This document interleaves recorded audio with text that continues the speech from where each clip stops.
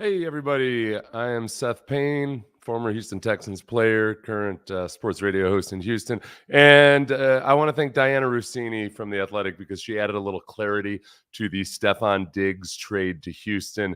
I also want to clear up a couple things, if only for my own mental health, and then for a few of you who have some very, very valid questions about the actual compensation in this trade. And it's annoying the hell out of me the way it's being presented by some people in the national media. So as far as Diana Russini and what she wrote yesterday in The Athletic, I found this really interesting because when it comes to the Stefon Diggs trade, which was executed Wednesday, we've wondered exactly how long had they been planning it, how did it all go down, and did the Texans, when they restructured Titus Howard's contract last Friday, did they do it with this Stefon Diggs trade in mind? Turns out, not specifically. I'm going to read from Diana Russini. I'll link the article down below.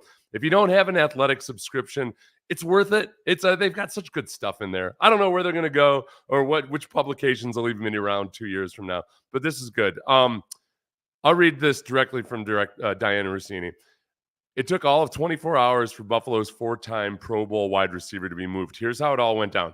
Tuesday morning, the Texans had hinted at the possibility during the combine, but first approached the Bills with a serious offer for Diggs on Tuesday.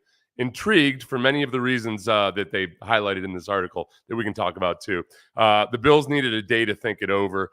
Internal conversations in Buffalo began shortly thereafter, with key personnel and management weighing in. Once a decision was made, Bean, the GM for the Bills, called Diggs, who'd been talking with Texans players over the last month. I forgot about this part. We got to talk about this. Over the last month, including C.J. Stroud, to inform him of the trade. By 11 a.m.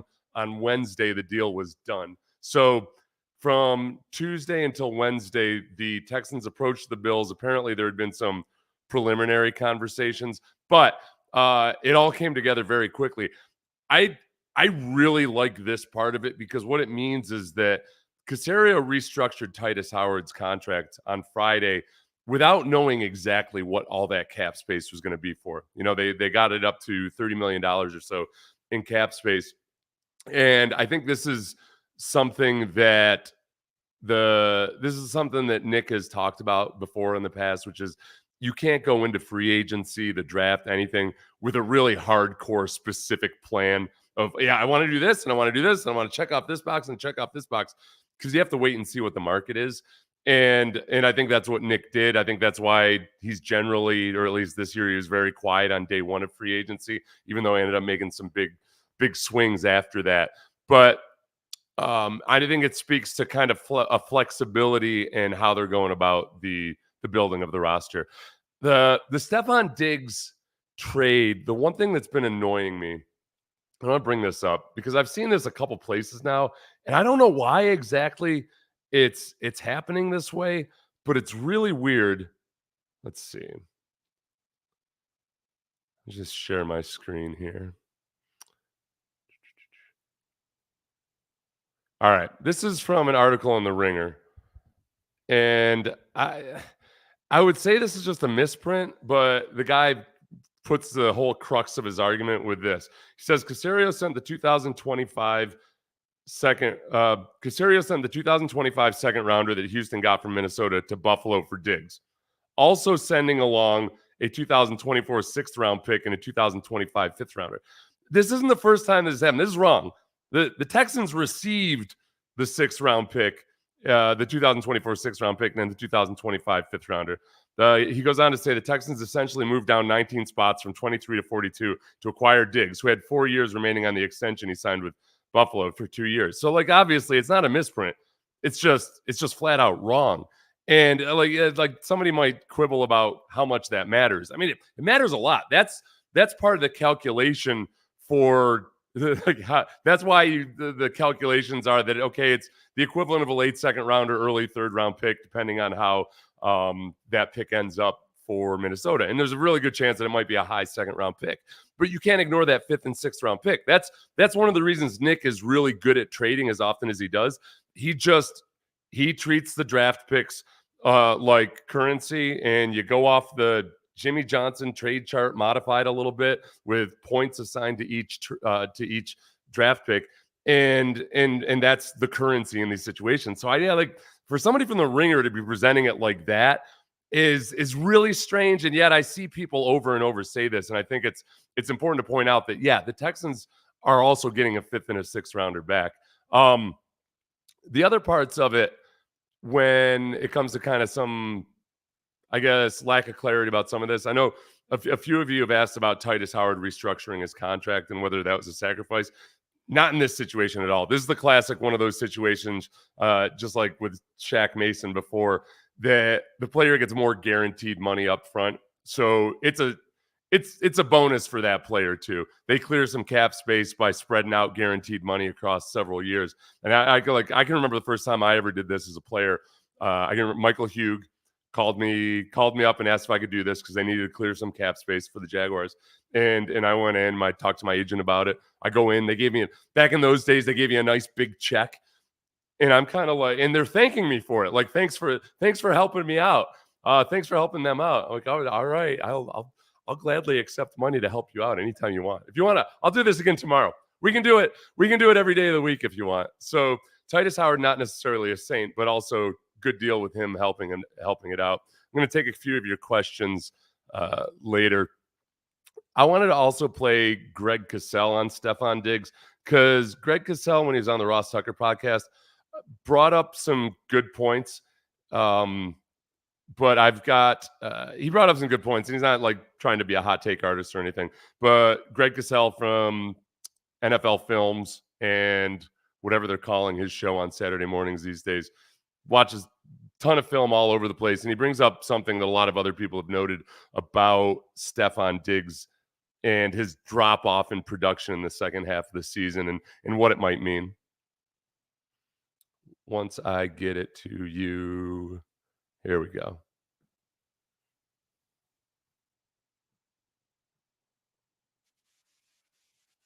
So Ross Tucker had asked Greg Cosell about the way that Buffalo used him last year and his drop off in production after the Denver game.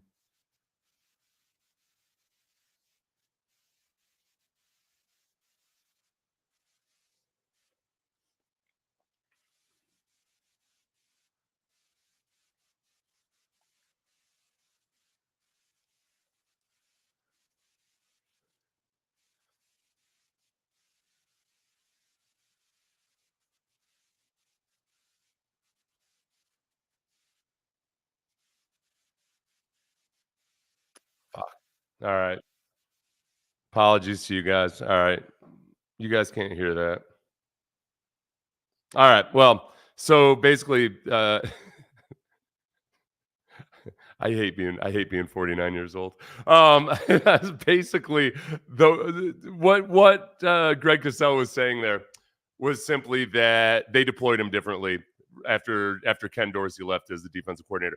There have been people who speculated that because Stefon Diggs had expressed so like had softly or cryptically expressed disgruntlement up to that point, or had sideline blowups, going back to the 2022 playoffs versus the Bengals, that by the time that Broncos game came around and Trayvon Diggs said that, Stefon had to get up out of there and Stefon didn't really do anything to offset that publicly, that the Bills were just, the speculation was the Bills were flat out just trying to prove that they could do it without Stefon Diggs. To their point, now this is like Stefon Diggs, he had 5 100-yard games leading up to that Buffalo game. Afterwards, so that was up through the first 10 games of the season. Over the remaining 7 regular season games, Diggs caught 34 passes for 315 yards and 1 touchdown. Well, Allen accounted for 1,896 yards of total offense, ran for 10 touchdowns, threw for 8 more.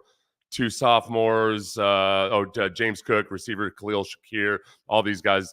The Bills went 6-1. It's important to remember they did win, and there were times where you might think, okay, well, maybe Stefon Diggs is just getting doubled a lot. Justin Reed after the Kansas City game said that they actually didn't double Stefon Diggs at all. So I do think that this is where it gets really interesting, and it's been really ugly up in Buffalo in regards to Stefon Diggs and his relationship with the team. who knows the exact true story about everything that went on behind the scenes. But there's zero part of me that thinks that it was a physical decline by Stefon Diggs that all of a sudden marginalized him and made his production drop so fast. I'm like, I'm watching I'm watching interviews with players before the 2023 season talking about how Stefon Diggs is a top 3 wide receiver and all of this other stuff. And he was producing in that first half, that first 2/3 of the season there. So whatever ugliness there was or whatever interpersonal issues there were, however much drama Stefon Diggs may have created, I don't worry about it being a physical drop off at this point. There's still a lot of meat left on the bone there in his career. And take a couple of your questions since we botched the audio. I say we. I'm including it's a team effort here, everybody. Okay. Until Seth, I'm going to talk about myself in the third person. Until Seth gets the audio right, we all have to take responsibility for this. Yeah. Let's see. What's stopping Diggs from seeing the vision and signing another Caserio type 1 to 2 year deal if we make it to the AFC Championship or Super Bowl? Nothing really. Like nothing's stopping them. The Texans do lose leverage in taking off those extra 3 years, but I think that as we talked about yesterday, a lot of that is just kind of acknowledgement of what the state of affairs is in the NFL with very little guaranteed money left on his deal. If Stefon Diggs blows up this year in a good way, then there was going to be a contract negotiation of some sort. So I think it's a good faith gesture by the Texans to kind of acknowledge that, look, this is a 1-year deal in a lot of respects. Maybe they do something, maybe they extend it by another year or something. Personally, one of the reasons I was okay with it was that I had no appetite for the Texans extending the Diggs deal until at least midway through this season or on after this season. Like there's just no reason to do it right now. Stefon Diggs, both in Minnesota and in Buffalo, has been awesome for a couple years and then starts to agitate. And I think that's a trend that we've seen with Brandon Cooks and other players like that through the years. We saw it up close and personal. There's a reason that Brandon Cooks has been traded as often as he is. I think he and Stefon Diggs might be a little bit more outgoing of a personality, but some guys just get traded a lot for a reason. So I'm just not. I'm here for the moment. I'm here for the living now. Let's see. You should tell Paul Gallant that he doesn't know anything about football because he says Diggs fell off because of the production he had in the second half of the season. Well, I mean, I don't know what Paul said about it. I think it's valid. It's a valid concern to look at the production in the second half of the season and in the playoffs and worry about it. And I'm going to show you another thing. This is where Bills fans were so conflicted about it because Bills fans, a lot of them and a lot of bloggers were saying, hey, there's no way in hell Stefon Diggs is going to get traded. No way. You guys are stupid. You're idiots. And now all of a sudden they got to eat crow and, look at all the receipts that people have kept and the screenshots of their cocky tweets. I've been there before. I'm going to show you two little sequences from late in the Chiefs game in the playoffs in which Stefon Diggs is where it gets tricky. I've given you all the explanations for perhaps why Stefon Diggs wasn't used as much on the last third of the season. This playoff game versus the Chiefs, he had a fumble early on, he had a drop early on, and then later in the game, the Bills took this huge shot. And I'm going to show you this is the Stefon Diggs drop on this shot. So, right there, very catchable football. I guess it wasn't out in front of him and he had to come back over. But I mean, for a guy that routinely he tracks the ball really well. It was weird. It was weird that he missed that. It's not like it's a slam dunk 100% of the time catch it, but it was weird that he missed that.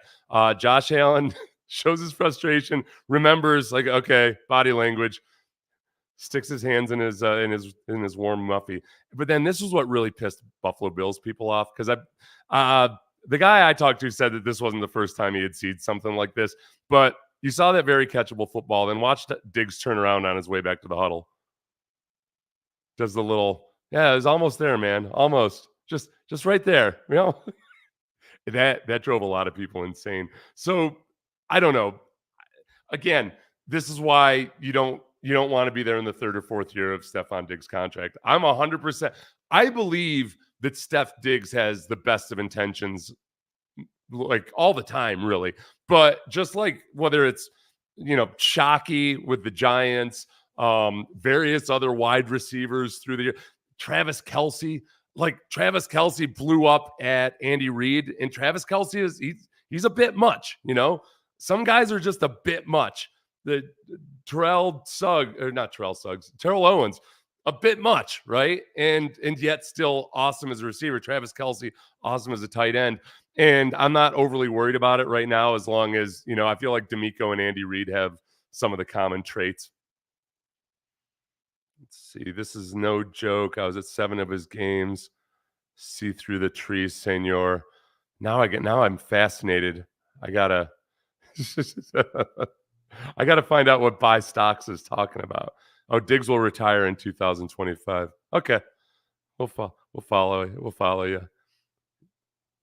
At the end of the day, hope these wide receivers will have lots of love for each other and play for each other. All that matters is wins and losses. Yeah, like I said, I'm not concerned about it because of the short-term nature of the deal.